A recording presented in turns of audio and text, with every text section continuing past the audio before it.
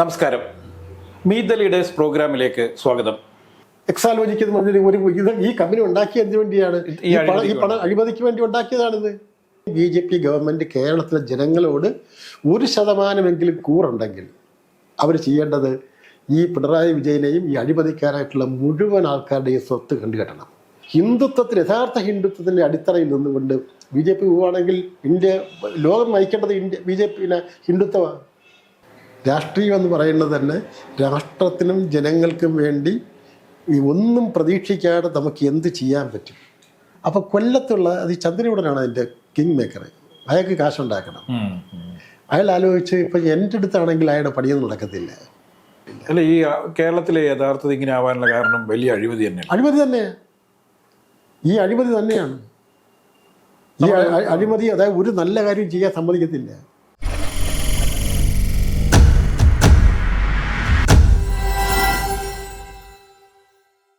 ഇപ്പൊ ഈ കരിമണലിലേക്ക് വരികയാണെങ്കിൽ കർത്തയിൽ നിന്നും കൈക്കൂലി മേടിച്ചു, അല്ലെങ്കിൽ എല്ലാവരും കൈമടക്ക് മേടിച്ചു. എല്ലാവരും വാങ്ങിക്കുന്നത്. പോരാത്തതിന് മുഖ്യമന്ത്രിയുടെ മകള് ചെയ്യാത്ത പണിക്ക് കൂലി മേടിച്ചു. കോടികൾ വാങ്ങിക്കുകയാണ്. വലിയ തരത്തിലുള്ള അന്വേഷണം നടന്നുകൊണ്ടിരിക്കുകയാണ്. ഇത് ഈ കരിമണൽ ഖനനം നിർത്തിവെക്കണം സമരം ചെയ്തില്ല. ആ സമരത്തേക്ക് അടിച്ചമർത്തിയാണല്ലോ. അടിച്ചമർത്തിക്കുന്നത് ഇപ്പൊ മുഖ്യമന്ത്രിയുടെ സ്ട്രോങ് നിലപാടാണല്ലോ. അപ്പൊ മുഖ്യമന്ത്രി എത്ര വെച്ചാലും കൊടുക്കില്ല. അപ്പൊ ഇത് കണക്കുണ്ടാക്കി വേണ്ടി മോളുടെ അക്കൗണ്ടിൽ കൊടുത്തേക്കാൻ പറഞ്ഞു. എക്സാലോജിക്ക് എന്ന് പറഞ്ഞൊരു ഈ കമ്പനി ഉണ്ടാക്കിയതിന് വേണ്ടിയാണ്, ഈ പണം അഴിമതിക്ക് വേണ്ടി ഉണ്ടാക്കിയതാണിത്. അതിനു വേണ്ടി മാത്രം ഉണ്ടാക്കിയതാണ്. ഏത് വർക്ക് നടക്കുന്നത് അതിൻ്റെയൊക്കെ ഒരു വിഹിതം അവിടെ ചെല്ലും. ഇതൊക്കെ ഒന്ന് വിശദമായിട്ട് അന്വേഷിക്കുകയാണെങ്കിൽ ഞെട്ടിക്കുന്ന, അതായത് ലോകത്ത് ഞെട്ടിക്കുന്ന സംഭവങ്ങളാണ് വരാൻ പോകുന്നത്. എൻ്റെ വിലയിരുത്തലിൽ 1,00,000-ൽ പരം കോടി രൂപ ഇതിൽ എല്ലാ വർക്കിലും കൂടെ നോക്കിയാൽ 1,00,000-ൽ പരം കോടി രൂപയുടെ അവിടെ ബിനാമിയാട്ടിൽ ഇപ്പം ഒരാളെങ്കിൽ പോലുള്ള അതിനാണല്ലോ എല്ലാ വർക്കും കൊടുക്കുന്നത്. എല്ലാവർക്കും ടെൻഡർ പോലെല്ലാം കൊടുക്കുകയല്ലേ. അതെല്ലാം പരിശോധിക്കുകയാണെങ്കിൽ കേരളത്തിൻ്റെ ഈ ഉണ്ടാക്കിയുള്ള കടം മുഴുവൻ നേടിയെടുക്കാൻ പറ്റും. BJP ഗവൺമെൻറ് ചെയ്യേണ്ടത് അതാ. BJP ഗവൺമെൻറ് ഞാൻ ഇപ്പം ചെയ്യണമെന്ന് പറയും, പാർലമെൻറ്റ് ഇലക്ഷൻ മുമ്പ് ഞാൻ ചെയ്യണമെന്ന് പറയുന്നില്ല. പാർലമെൻറ്റ് ഇലക്ഷൻ കഴിഞ്ഞാൽ ആദ്യം BJP ഗവൺമെൻറ് കേരളത്തിലെ ജനങ്ങളോട് 1% കൂറുണ്ടെങ്കിൽ അവർ ചെയ്യേണ്ടത് ഈ പിണറായി വിജയനെയും ഈ അഴിമതിക്കാരായിട്ടുള്ള മുഴുവൻ ആൾക്കാരുടെയും സ്വത്ത് കണ്ടുകെട്ടണം. ഇവിടുത്തെ തീവ്രവാദ ഈ മയക്കുമരുന്നും കള്ളക്കടത്തും നടത്തി, സ്വർണം കള്ളക്കടത്തും നടത്തി, ഈ ഡോളർ കള്ളക്കടത്ത് നടത്തി, അങ്ങനെ തീവ്രവാദ പ്രവർത്തനത്തിന് നേതൃത്വം കൊടുക്കുന്ന മുഴുവൻ ആൾക്കാരെയും അകത്താക്കണം. അവരുടെ എല്ലാ സമ്പത്ത് കണ്ടുകെട്ടണം. അതെല്ലാം രാജ്യത്തിന് മുതൽക്കൂട്ടാക്കി മാറ്റണം. ഇപ്പൊ CPM നേതാക്കന്മാർ മാത്രമല്ലല്ലോ ഈ ആരാണെങ്കിലും അനധികൃതമായ പണം ഉണ്ടാക്കിയ ഏത് രാഷ്ട്രീയ നേതാവാണെങ്കിലും അത് BJP തന്നെ മാതൃക കാണിക്കണം. അവരെ അകത്താക്കണം. കാരണം ഇവിടുത്തെ BJP നേതാക്കന്മാരെല്ലാം ഇപ്പൊ കോടീശ്വരന്മാരാ. എല്ലാം കോടീശ്വരന്മാരാണ്. കൊടകരയില് ഇലക്ഷൻ കഴിഞ്ഞാൽ നമുക്കറിയാം. എനിക്കറിയാം, എനിക്ക് ഇതിന്റെ എല്ലാ ചരിത്രവും അറിയാം. ഇവിടുത്തെ കേരളത്തിലെ BJP നേതാക്കന്മാർ ഇപ്പൊ അവർക്ക് കേരളത്തിൽ BJP അധികാരത്തിൽ കൊണ്ടുവരിക എന്നുള്ളതല്ല. ഓരോ ഇലക്ഷൻ ഓരോ ഇലക്ഷൻ കഴിയുമ്പോൾ അവർ കോടീശ്വരന്മാരെ മാറിക്കൊണ്ടിരിക്കുകയെ. അവർക്ക് പണം ഉണ്ടാക്കുക എന്നുള്ളതാണ് ലക്ഷ്യം. എല്ലാ സമുദായങ്ങളെയും എല്ലാ ജനവിഭാഗത്തെയും ഒന്നിപ്പിച്ചുകൊണ്ട് ഹിന്ദുത്വത്തിന്, യഥാർത്ഥ ഹിന്ദുത്വത്തിൻ്റെ അടിത്തറയിൽ നിന്നുകൊണ്ട് BJP പോവുകയാണെങ്കിൽ ലോകം നയിക്കേണ്ടത് BJP ഹിന്ദുത്വമാണ്. ലോകം നയിക്കേണ്ടത് ഏറ്റവും പ്രാചീനമായ ഒരു മതമാണ് ഹിന്ദു. ഒരു മതമല്ലത്, ഒരു സംസ്കാരമാണത്. ലോക സംസ്ഥാന സുഖിനോ ഭവന്തു എന്നുള്ള ആ ആശയത്തിൽ മുറുകെ പിടിച്ചുകൊണ്ട് മുന്നോട്ട് പോകാൻ നരേന്ദ്രമോദിക്ക് കഴിഞ്ഞാൽ ഈ ഇന്ത്യയുടെ ഏറ്റവും ആധുനിക പിതാവായി തന്നെ നരേന്ദ്രമോദി ജനം മാറും. പക്ഷേ ഇതേ സമയത്ത് തന്നെ അവര് ഇപ്പൊ രാമജന്മഭൂമിയാണല്ലോ തുടക്കം. BJPന്റെ വളർച്ചയുടെ ഒരു മെയിൻ സംഭവം എന്ന് പറഞ്ഞാൽ വളരാൻ വേണ്ടി പലതും ചെയ്തിട്ടുണ്ട്. ഇപ്പോഴും അയോധ്യ ക്ഷേത്രത്തിലെ ഉദ്ഘാടനം കഴിഞ്ഞിട്ട് ഇലക്ഷനിലേക്ക് ഇനിയിപ്പോൾ അവർ ചെയ്യേണ്ടത്, ഇനിയിപ്പോൾ അതിൽ നിന്നെല്ലാം മാറി അവർക്ക് ആയിക്കഴിഞ്ഞു. അവർ വളരെ അധികം പാർട്ടി പിടിച്ചെടുക്കാൻ ഇനിയിപ്പോ ഈ വർഗീയതയൊന്നും പറയേണ്ട ആവശ്യമില്ല. അവരിപ്പോ ഇന്ത്യയിലെ മുസ്ലിം സമുദായത്തെ കയ്യിലെടുക്കണം, ക്രിസ്ത്യൻ സമുദായത്തെ കയ്യിലെടുക്കണം. എല്ലാവരെയും കയ്യിലെടുത്തുകൊണ്ട് ഒരു ലോകത്തിന് മാതൃക കാണിക്കാൻ ഇന്ത്യക്ക് കഴിയണം. പക്ഷെ ഇപ്പൊ ഇത് പറയുമ്പോഴും നമ്മൾ ഏറ്റവും കൂടുതൽ രാജ്യത്ത് ഏറ്റവും കൂടുതൽ വേരുള്ള പാർട്ടി എന്ന് പറയുന്നത് BJP കഴിഞ്ഞാൽ പിന്നെ കോൺഗ്രസിന് ഏതാണ്ട് അത്രയും വലിയ വോട്ട് ഷെയർ ഉള്ള പാർട്ടിയാണ്. കോൺഗ്രസിന് ഞാൻ പറ്റ ഒരു ലീഡർഷിപ്പ് ഇല്ല. വ്യക്തിനിഷ്ഠമായിട്ട് ചില ആളുകളെ അവർ കൈകൊടിച്ച് അവർ പറയുന്നത് കേട്ട് അങ്ങനെ പോയി കഴിഞ്ഞാൽ പിന്നെ മാത്രമല്ല സാറേ, ഒരു പാർട്ടി എന്ന് പറഞ്ഞാല് കൂട്ടായ നേതൃത്വമാണ്, കൂട്ടായ ഉത്തരവാദിത്വമാണ്, കൂട്ടായ ചർച്ചയിലും കൂട്ടായ നേതൃത്വത്തിലും പരസ്പര വിശ്വാസത്തിലും രക്തബന്ധത്തേക്കാൾ വലുതാണ് പാർട്ടി സഖാക്കളുള്ള ബന്ധം. അങ്ങനെ ഉറപ്പിക്കുന്ന ഒരു പാർട്ടി നിലനിൽക്കും. അതായത് സാറയുടെ ഫസ്റ്റ് ഇലക്ഷനിൽ നിൽക്കുന്ന സമയത്ത് ഏറ്റവും ശക്തനായ ഒരു CPM-ന്റെ അല്ലെങ്കിൽ കമ്മ്യൂണിസ്റ്റ് നേതാവിനെതിരെയാണ് ചന്ദ്രാനന്ദൻ എന്ന് പറഞ്ഞ ഏറ്റവും വലിയ ശക്തനായ വളരെ സ്വീകാര്യത ഉണ്ടായിരുന്ന ഒരു നേതാവിനെതിരെ മത്സരിക്കുന്നത്. അപ്പോൾ സാർ അന്ന് കോളേജ് അധ്യാപകനായിരിക്കുന്ന സമയത്താണ് മത്സരരംഗത്തേക്ക് വരുന്നത്. ആ ഇലക്ഷനിലാണ് ഇവിടെ വലിയ അത്ഭുതം കാണിക്കുന്നത്. മാരാരിക്കുളത്തെ ഏറ്റവും വലിയ അത്ഭുതം ഉണ്ടായത് എന്ന് പറഞ്ഞാൽ ആ ഇലക്ഷനിൽ ചന്ദ്രാനന്ദൻ തോറ്റുപോകുന്നു. ആ സമയത്ത് എന്താണ് അതിന്റെ ഒരു കെമിസ്ട്രി എന്തായിരുന്നു? അത് കെമിസ്ട്രി എന്ന് പറഞ്ഞാൽ വേറെ കൊണ്ടല്ല, 77 നിയമസഭാ ഇലക്ഷനാണ്. അപ്പോൾ അന്ന് എൻ്റെ അടുത്ത് ഞാനന്ന് ഞങ്ങളുടെ യുവജന വിഭാഗത്തിൻ്റെ സംസ്ഥാന ജനറൽ സെക്രട്ടറിയാണ്. പാർട്ടിയുടെ യുവജന വിഭാഗത്തിൻ്റെ PYF-ൻ്റെ സംസ്ഥാന PYF ആണ്, അതിൻ്റെ സംസ്ഥാന ജനറൽ സെക്രട്ടറിയാണ്. ഞാൻ കേരളം ഒട്ടാകെ നടന്ന് എല്ലാ സംഘടന ശക്തിപ്പെടുത്തി അങ്ങനെ സജീവമായിട്ട് നിൽക്കുമ്പോഴാണ് എൻ്റെ അടുത്ത് ഒരു ഇലക്ഷന് ഒരു കൊല്ലം മുമ്പ് എന്നോട് ബേബി ജോൺ വിളിച്ചു പറഞ്ഞ് എന്നോട് കണ്ടപ്പോൾ പറഞ്ഞ് തന്നെ അമ്പലപ്പുഴ മണ്ഡലം ഒന്ന് കോൺസെൻട്രേറ്റ് ചെയ്യണമെന്ന് പറഞ്ഞു. അപ്പോൾ അമ്പലപ്പുഴ മണ്ഡലം എൻ്റെ മണ്ഡലമാണ്. അപ്പോൾ എനിക്ക് അവിടെ തളിച്ച പാർട്ടിയുണ്ട്. ഞാൻ അതനുസരിച്ചിട്ട് ആ മണ്ഡലത്തിൽ ഞാൻ എല്ലാ സ്ഥലത്തും പാർട്ടി യൂണിറ്റുകളുണ്ടാക്കി. അപ്പോൾ അവിടെ ഒരു മത്സരിക്കാൻ വേണ്ടിയുള്ള ഒരു സജ്ജമാക്കി ആക്കി. പക്ഷേ ഇലക്ഷൻ ആയി കഴിഞ്ഞപ്പോൾ ആ മണ്ഡലത്തിൽ പാർട്ടിയുടെ അന്നത്തെ ജനറൽ സെക്രട്ടറി KK കുമാരപിള്ള അമ്പലപ്പുഴക്കാരനാണ്. കുമാരപിള്ളയ്ക്ക് ആ മത്സരിക്കണമെന്ന് ഉണ്ടായിരുന്നില്ല. ആ ഇലക്ഷൻ ആയിക്കഴിഞ്ഞപ്പോൾ കുമാരപിള്ളയ്ക്ക് ഇത് മത്സരിച്ചാൽ കൊള്ളാം ഒരു ആഗ്രഹമായി. ആയിക്കോട്ടെ മത്സരിച്ചോളാൻ പറഞ്ഞു. ഞാൻ എന്ത് വേണമെങ്കിലും ഞാൻ വർക്ക് ചെയ്തോളാം ഞാൻ പറഞ്ഞു. പക്ഷേ ബേബി ജോൺ എന്ത് ചെയ്ത് ഈ മാരാരിക്കുളത്തിന് പകരം എനിക്ക് സീറ്റില്ലെന്ന് പറഞ്ഞപ്പോഴത്തേക്ക് എന്നോട് പറഞ്ഞ വാക്കാണല്ലോ, ആ വാക്ക് പാലിക്കാൻ വേണ്ടി മാരാരിക്കുളം മണ്ഡലം ആർക്കും വേണ്ടെന്ന് 18,000 വോട്ടിൻ്റെ CPM ജയിച്ച മണ്ഡലമാണ്. അവിടെ ഞങ്ങൾക്ക് 2 പാർട്ടിക്കാരെ കണ്ടുമില്ല, ആകെ 2 മെമ്പർമാർ, ആർക്കും വേണ്ട. അപ്പോൾ ഇത് ആ മണ്ഡലം എടുത്തിട്ട് എന്നോട് മത്സരിക്കാൻ എന്നോട് ചോദിച്ചോടുകൂടിയില്ല, തീരുമാനിച്ചു. പേപ്പർ കണ്ടപ്പോഴാണ് ഞാൻ അറിയുന്നത് മാരാരിക്കുളം മണ്ഡലത്തിൽ MV താമരാക്ഷൻ. ഞാൻ പറഞ്ഞ് ഈ മാരാരിക്കുളത്തേക്ക് വേറെ ആരെങ്കിലും കൊടുക്കുന്നതായിരിക്കും നല്ലത് എന്ന് ഞാൻ പറഞ്ഞ് അവിടെ പാർട്ടി ഇത് RFP-യാണ്. പാർട്ടി ഒരു തീരുമാനം എടുത്താൽ നടപ്പിലാക്കണം. മരിക്കാൻ പറഞ്ഞാൽ മരിച്ചോളാം, ഇല്ലെങ്കിൽ തനിക്ക് പാർട്ടി വിട്ടു പോവാം. വേറെ ഒരു പോംവഴി ഇതിനകത്തില്ല. തനിക്ക് താല്പര്യമില്ലെങ്കിൽ കൈ വെച്ച് തനിക്ക് പോവാം. ഞാൻ ഒന്നും വേണ്ടിയില്ല, ഞാൻ അവിടെ നിന്ന് ഇനി പോകുന്നു. പിന്നെ ഞാൻ വേറെ മാർഗമില്ല, മത്സരിച്ചേ പറ്റൂ. മത്സരിക്കണമെന്ന് ഞാൻ ആലോചിച്ച് എല്ലാവരെയും പോയി നേരിട്ട് കാണാം, കണ്ട് അവരുടെ അനുഗ്രഹം വാങ്ങിക്കുക. അപ്പം ഞാൻ എൻ്റെ കൂടെ തന്നെ സഹപാഠിയായിരുന്ന ഒരാളുണ്ട്, ഹരി എന്നും പറഞ്ഞിട്ട്, ഹരി സാറ്. അയാൾ ചേർത്തല SN കോളേജിൽ, ആ മണ്ഡലത്തിൽ തന്നെയുള്ള SN കോളേജിൽ അധ്യാപകനാണ്. പുള്ളിയെ വിളിച്ച് എൻ്റെ വേറെ സുഹൃത്തുണ്ട്, ഫ്രണ്ട് രാമേന്ദ്രൻ എന്നും പറഞ്ഞിട്ട്, ഈ കല്ലേലി രാഘവപിള്ള കുടുംബത്തിൽപ്പെട്ട എൻ്റെ വലിയ സുഹൃത്താണ്.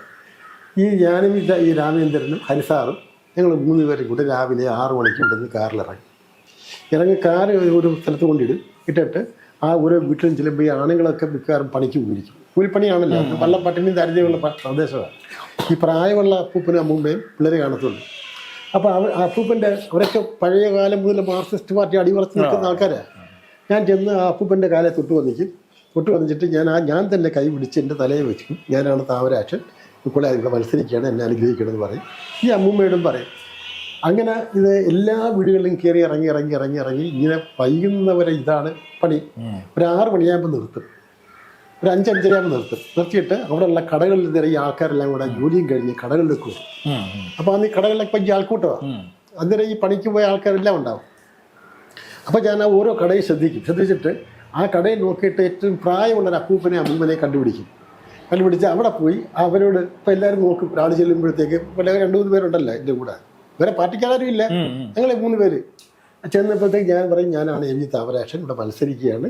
ഇങ്ങോട്ട് അപ്പൂപ്പൻ്റെ അമ്മൂമ്മയുടെ കൈയെടുത്ത് അപ്പൂപ്പൻ്റെ വെക്കും, അത് കഴിഞ്ഞ് അമ്മൂമ്മയുടെ കൈ വെക്കും, പ്രാർത്ഥിക്കും. എന്നിട്ട് എല്ലാവരോടും 2 മിനിറ്റ് സംസാരിക്കും, എല്ലാവരോടും എന്നെ അനുഗ്രഹിക്കണമെന്ന് പറഞ്ഞിട്ട്. ഇതാണ് എൻ്റെ പരിപാടി.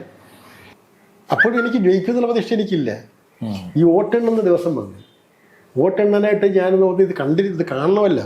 നമ്മളിത് MLA കൊണ്ട് മാറി പേടിച്ച് നോക്കുന്ന വേണ്ടി വിട്ടിരുന്നാൽ പറ്റത്തില്ലല്ലോ. ഈ വോട്ട് എണ്ണുന്നത് എങ്ങനെയാണ്? അന്ന് ഈ ബാലറ്റൊക്കെ ആയിട്ട് അന്നാണെങ്കിൽ എല്ലാം കൂടെ കശക്കിയിട്ടുള്ള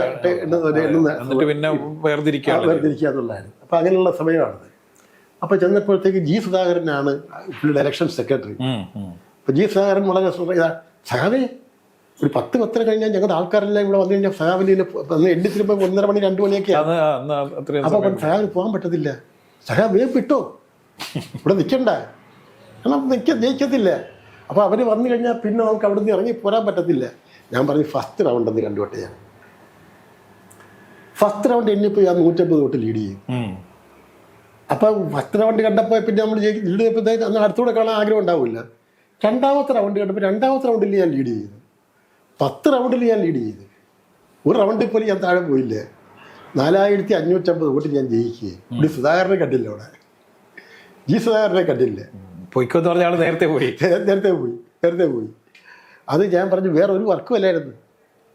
പിന്നെ മീറ്റിങ്ങൊക്കെ അവർ നടത്തിക്കൊണ്ടിരുന്നു. കോൺഗ്രസിൻ്റെ വാസുദേവ പണിക്കരൊക്കെ ആയിരുന്നു കോൺഗ്രസിൽ. അവരൊക്കെ വളരെ സജീവമായിട്ട് സൈക്കിളിലേക്ക് വന്ന് പാവം വർക്ക് ചെയ്യുമായിരുന്നു.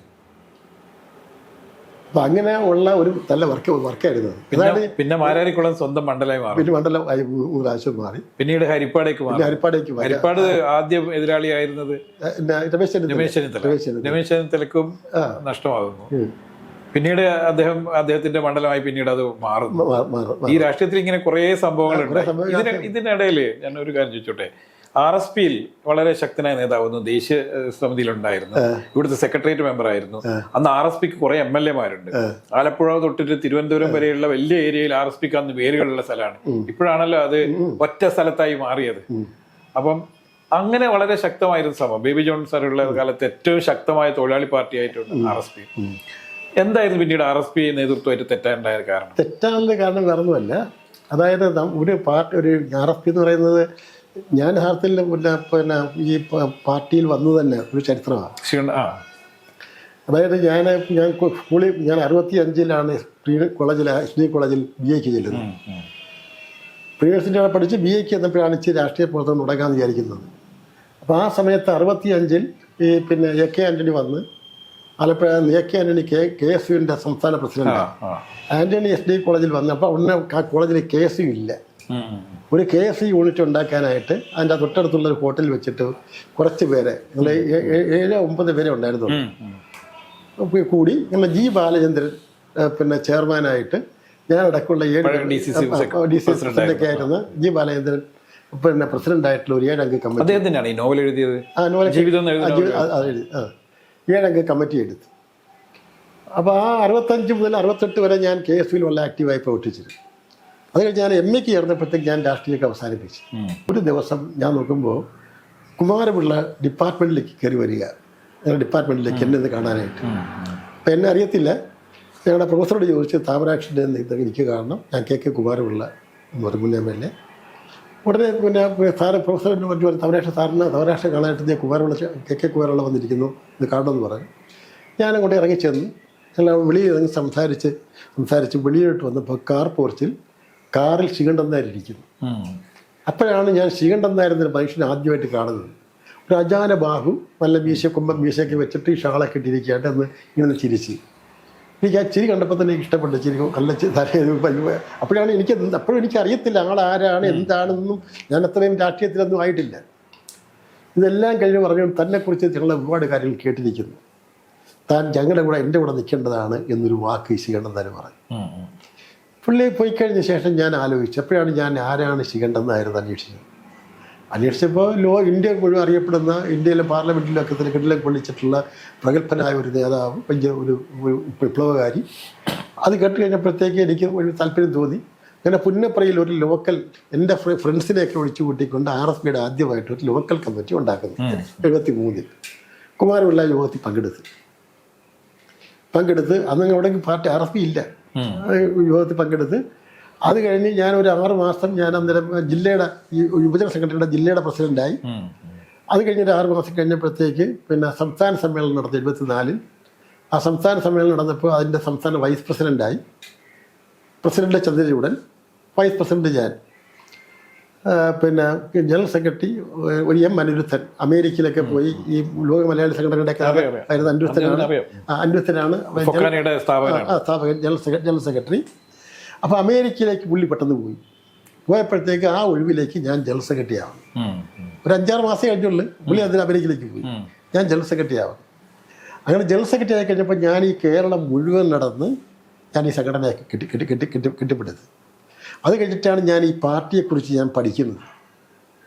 ഞാൻ ഈ പിന്നെ RSPയുടെ കേന്ദ്ര നേതാക്കന്മാരുമായി നല്ല ബന്ധം, എല്ലാ നേതാക്കന്മാരുമായിട്ട് നല്ല ബന്ധം ഉണ്ടായി. അപ്പം ഞാൻ ഡൽഹിയിൽ പോയി അവിടെ പോയി പുള്ളിയുടെ പല ക്ലാസ്സുകളൊക്കെ ഞാൻ കേട്ട്. മഖൻപാൽ സന്ദീപ് കുമാർ ചെയ്തിട്ടുണ്ടെങ്കിൽ അവിടെ സ്ഥാപക നേതാക്കന്മാർ വന്നിട്ട് ക്ലാസ് കേട്ട്. അപ്പോൾ അവർ പറഞ്ഞപ്പോഴാണ് ഞാൻ എന്താണ് രാഷ്ട്രീയം എന്ന് പറയുന്നത് തന്നെ രാഷ്ട്രത്തിനും ജനങ്ങൾക്കും വേണ്ടി ഈ ഒന്നും പ്രതീക്ഷിക്കാതെ നമുക്ക് എന്ത് ചെയ്യാൻ പറ്റും, ഒന്നും പ്രതീക്ഷിക്കാൻ ലാഭേച്ഛയില്ലാതെ ഒന്നും പ്രതീക്ഷിക്കാതെ നമുക്ക് ജനങ്ങൾക്കും നാടിനും വേണ്ടി എന്ത് ചെയ്യാൻ പറ്റും, അതാണ് രാഷ്ട്രീയം. ഒരു നല്ല രാഷ്ട്രീയ പ്രവർത്തകന് 6 യോഗ്യതയുണ്ടെന്ന് പറയും. ഒന്നാമത്തെ യോഗ്യത, നമ്മളിപ്പോൾ RSP ആണെങ്കിൽ RSP ഉയർത്തിപ്പിടിക്കുന്ന ആശയങ്ങളെ സംബന്ധിച്ച് നമുക്ക് നല്ല വ്യക്തത വേണം. അത് നമ്മുടെയാണ് ശരിയെന്ന് പറയണമെങ്കിൽ മറ്റ് പാർട്ടികളിൽ നമ്മൾ അറിഞ്ഞിരിക്കണം. എന്ന് പറഞ്ഞാൽ നമ്മൾ എന്നും ഒരു വിദ്യാർത്ഥിയായിരിക്കണം. ലോകം മാറിക്കൊണ്ടിരിക്കുകയാണ്, അപ്പോൾ എല്ലാ കാര്യങ്ങളും മാറിക്കൊണ്ടിരിക്കുകയാണ്. അപ്പോൾ ആ ഓരോ മാറ്റങ്ങളെ സംബന്ധിച്ചും വിലയിരുത്തിക്കൊണ്ട് നമ്മുടെ നിലപാട് ജനങ്ങളെ ബോധ്യപ്പെടുത്താൻ നമുക്ക് കഴിയണം. എന്ന് പറഞ്ഞാൽ ഒരു രാഷ്ട്രീയ പ്രവർത്തകൻ എന്നും ഒരു വിദ്യാർത്ഥിയായിരിക്കണം. അതാണ് ഒന്നാമത്തെ യോഗ്യത. രണ്ടാമത്തെ യോഗ്യത ഒരു അർപ്പണബോധം. ഒരു പാർട്ടി ഒരു തീരുമാനമെടുത്താൽ ആ തീരുമാനം നടപ്പിലാക്കുന്നതിന് വേണ്ടി തൻ്റെ ജീവനാണ് വേണ്ടതെങ്കിൽ ആ ജീവൻ കൊടുത്തും അത് നടപ്പിലാക്കാനുള്ള ഉത്തരവാദിത്വം, അർപ്പണബോധം. മൂന്നാമത്തേതെന്ന് പറഞ്ഞാൽ കൂട്ടുത്തരവാദിത്വം. ഒരാൾക്കൊന്നും ചെയ്യാനാവുകയില്ല. നമ്മൾ കൂട്ടായ കാര്യങ്ങൾ ഒരുമിച്ച് ഒറ്റ ചിന്തയോടുകൂടി ഒരു ലക്ഷ്യത്തോടു കൂടി പ്രവർത്തിക്കുകയാണെങ്കിൽ അത്ഭുതങ്ങൾ ഉണ്ടാക്കാൻ പറ്റും. അപ്പോൾ കൂട്ടായ ഒരു പ്രവർത്തനം. പിന്നെ പരസ്പര വിശ്വാസം, പരസ്പര സ്നേഹം. പാർട്ടി സഖാക്കളുടെ തമ്മിലുള്ള ബന്ധം എന്ന് പറയുന്നത് രക്തബന്ധത്തേക്കാൾ വലുതായിരിക്കണം. ഭാര്യ, അച്ഛൻ, മക്കൾ, അതിനേക്കാൾ വലുതാണ് പാർട്ടി സഖാക്കൾ എന്നുള്ള ബന്ധം. ഇതാണ് അഞ്ചാമത്തെ യോഗ്യത എന്ന് പറയുന്നത് ഉന്നതമായ സദാചാര ബോധം. നമ്മുടെ പാർട്ടിയുടെ ആശയം കണ്ടിട്ടല്ല ആൾക്കാർ വരുന്നത്. നമുക്കൊരു RSPക്കാരൻ ഉണ്ടെന്ന് വരികിൽ ആ പ്രവർത്തകനെ കണ്ടിട്ടാണ് ആളുകൾ നമ്മൾ സമീപിക്കുന്നത്, ആകർഷിക്കുന്നത്. അപ്പോൾ നമ്മളൊരു മാതൃകയായിരിക്കണം. എല്ലാ പ്രശ്നങ്ങളും നമ്മൾ അവരുടെ മുമ്പിൽ ഉണ്ടാവണം. മദ്യപാനിയും സാമൂഹ്യ വിരുദ്ധനുമാണെങ്കിൽ ആരെങ്കിലും ഈ പാർട്ടിയിലേക്ക് വരുന്നില്ല. അപ്പം നിങ്ങളെ കണ്ടിട്ടാണ് ഈ പാർട്ടിയിലേക്ക് ആൾ വരേണ്ടതെന്നൊരു ബോധം നിങ്ങൾക്കുണ്ടാവണം. ഉന്നതമായ സദാചാര ബോധം. ആറാമത്തെ യോഗ്യത എന്ന് പറഞ്ഞാൽ എന്തിനും ഒരു മുൻകൈ പ്രവർത്തനം. ഈ 6 യോഗ്യതയുള്ളവൻ ജനങ്ങളുടെ നേതാവായി മാറും, ഒരു സംശയമില്ല എന്ന് പറഞ്ഞ് പഠിപ്പിച്ചിരുന്നു. അപ്പോൾ ഇതെല്ലാം കണ്ടുകൊണ്ടാണ് ഞാൻ പഠിച്ചു വന്നത്. 97-ൽ ഞങ്ങളുടെ പാർട്ടി ഞങ്ങൾ 4 പേരെ ജയിച്ചുള്ളൂ. JB ജോൺ, പങ്കജാക്ഷൻ, ഞാൻ, പിന്നെ നാണു മാസ്റ്റർ. 4 പേരെ ജയിച്ചുള്ളൂ. അപ്പോൾ 2 മന്ത്രിമാരെ കിട്ടും. പാർട്ടി ഇപ്പോൾ അന്ന് ആ ധാരണയിലാണ്. പിന്നെ ലേബർ വകുപ്പും ഇറിഗേഷൻ വകുപ്പും 2 പ്രധാന വകുപ്പുമുണ്ട്. അപ്പോൾ പാർട്ടിയുടെ സംസ്ഥാന സെൻറ്ററും സംസ്ഥാന കമ്മിറ്റിയും കൂടി ബേബി സാറിനെ ലീഡറായിട്ട് എന്നെ ഡെപ്യൂട്ടി ലീഡറായിട്ടും തീരുമാനിച്ചു. അപ്പോഴാണ് ഒരു കാര്യം വന്നത്. ഇത് പിന്നെ 14 ആക്കണം ഒരു തീരുമാനം വന്നു. മന്ത്രിസഭയുടെ എണ്ണം കുറച്ചപ്പോൾ ഒരു മന്ത്രിയേ ഉള്ളൂ. പക്ഷെ 2 വകുപ്പും ഉണ്ട് പാർട്ടിയിൽ. ലേബർ വകുപ്പൊന്നും പോയിട്ടില്ല, എണ്ണം കുറച്ച്.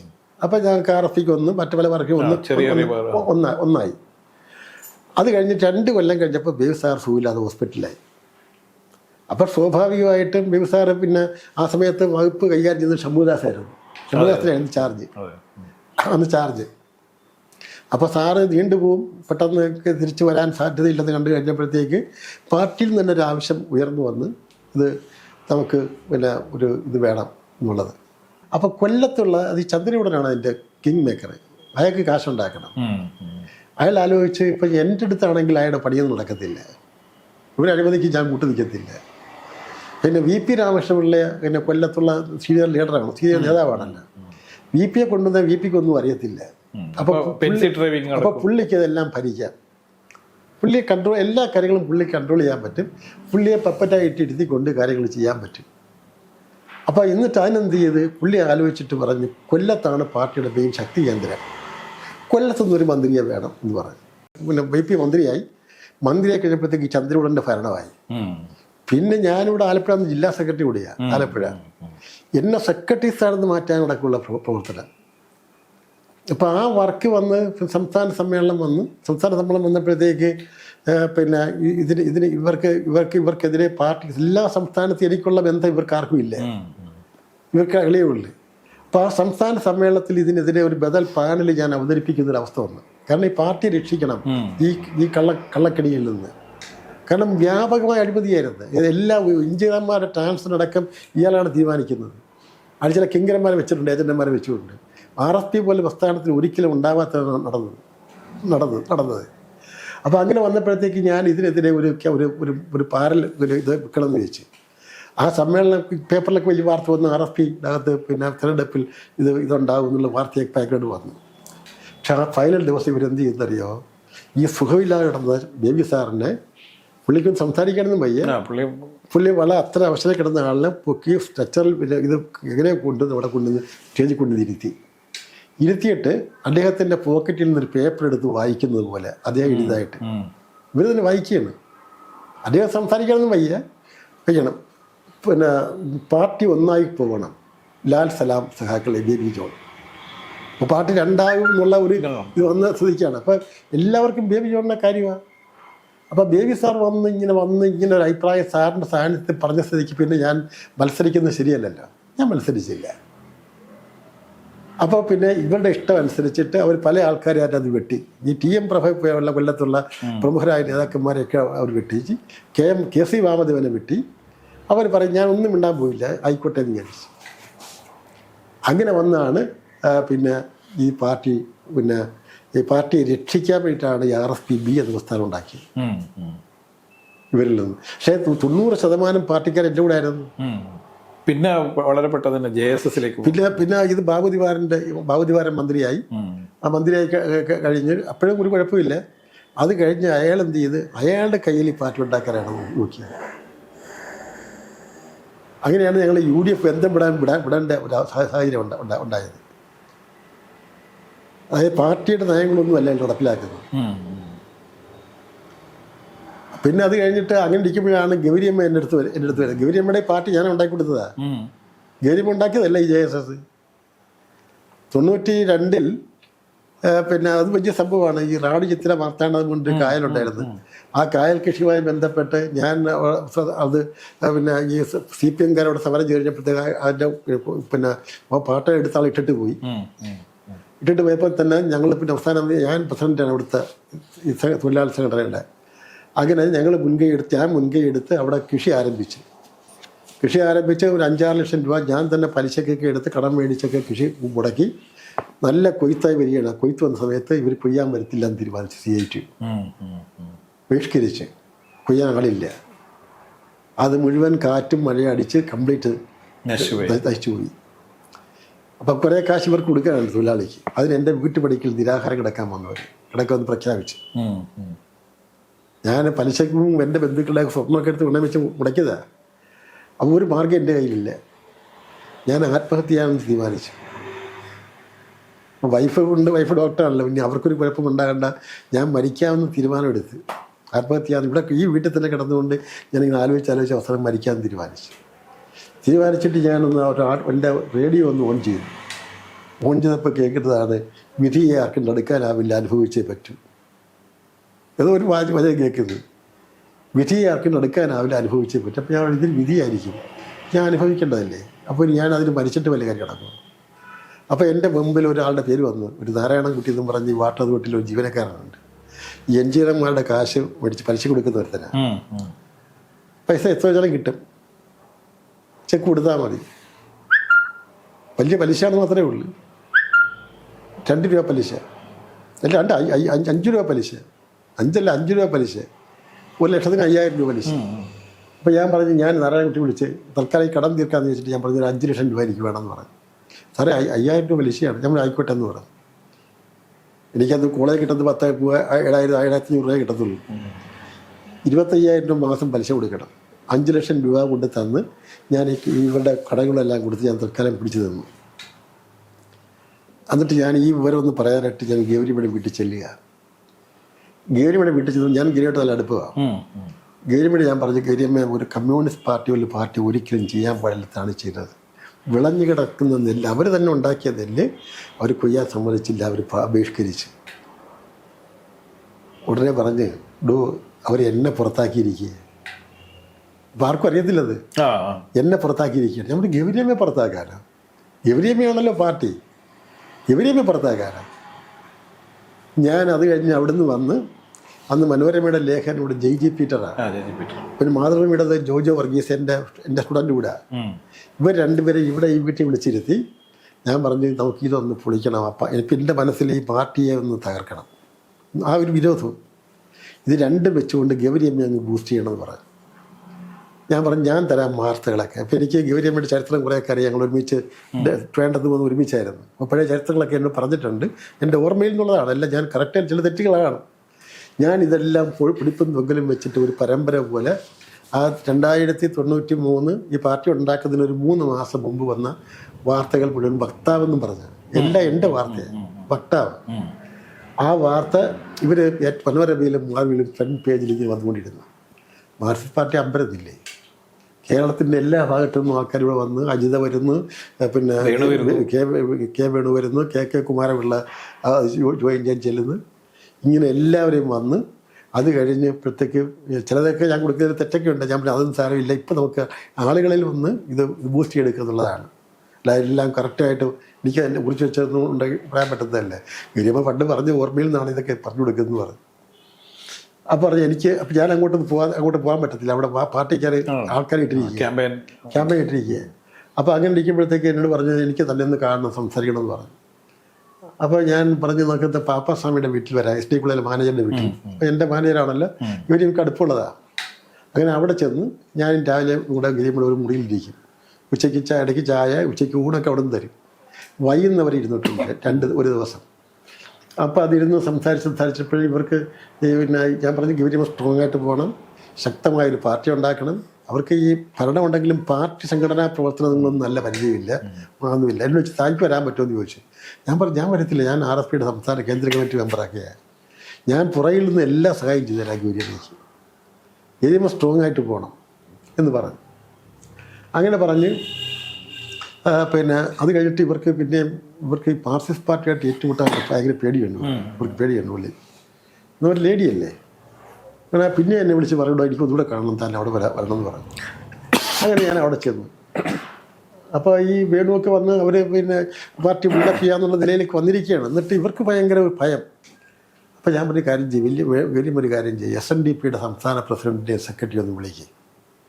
അവർ ആദ്യം തയ്യാറായില്ല. ഞാൻ പറഞ്ഞു ഞാൻ വിളിച്ചു തരാറുണ്ട്, ഞാൻ തന്നെ SNDPയുടെ പ്രസിഡൻറ്റിനെ ഈ ജനറൽ സെക്രട്ടറിയെ ഈ ഗോയി വക്കീലാണ് കായംകുളത്തുള്ള ഇവരെ വിളിച്ച് ഗൗരിയമ്മയെ കൊടുത്തു.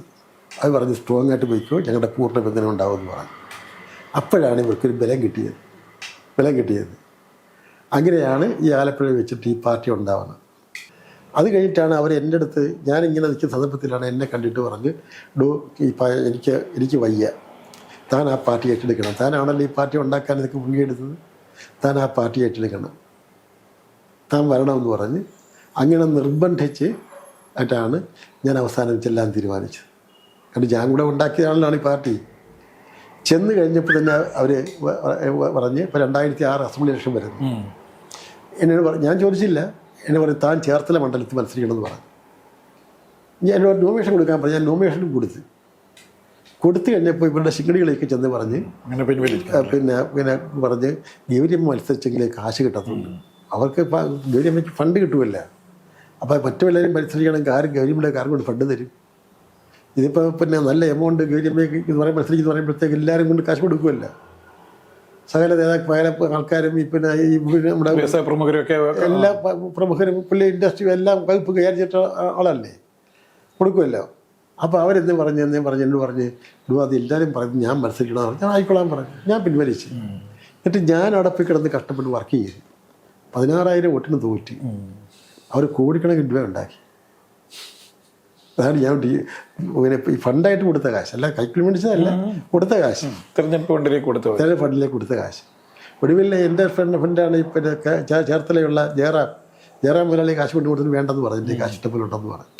അതിനുശേഷം 2014 ഇലക്ഷനിൽ പാർലമെന്റിലേക്ക് മത്സരിക്കുന്നു, സ്വതന്ത്രനായി മത്സരിക്കുന്നു, BJP പിന്തുണയോടെയാണ് മത്സരിക്കുന്നത്. അങ്ങനെ ഒരു BJP പിന്തുണ ഉണ്ടായിരുന്നു എന്നുള്ള പിന്നെ ആലോചിച്ചിട്ടുണ്ട്. അല്ല, പിന്നെ എനിക്കതല്ല, BJP ഞാനത് അന്ത്യം ഒറ്റയ്ക്ക് മത്സരിക്കാൻ തീരുമാനിച്ചപ്പോൾ BJP പിന്തുണ തരാമെന്ന് പറഞ്ഞു. ആളുടെ പിന്തുണയ്ക്കുന്നതിന് കുഴപ്പമില്ലല്ലോ. പക്ഷേ നരേന്ദ്രമോദിയാണ് അന്ന്, നരേന്ദ്രമോദി ഒരു പിന്നോക്ക വിഭാഗത്തിൽ നിന്നുള്ള ആളാണ്. അപ്പോൾ അയാൾക്ക് പലതും ചെയ്യാൻ പറ്റുമെന്നൊരു പ്രതീക്ഷ എനിക്കുണ്ടായിരുന്നു.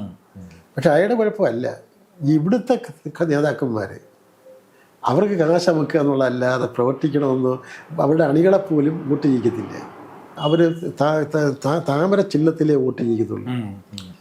ബാക്കിയുള്ള ചിഹ്നത്തിലാണെങ്കിൽ അവരെ വിട്ട് ഉദാഹരണത്തിന് ഇപ്പൊ BDJS അവരുടെ കൂടെ കൂടി BDJS വരുന്ന സമയത്ത് അവര് ആ കൾച്ചർ അവരെ അണികളെ പഠിപ്പിച്ചിട്ടില്ലേ.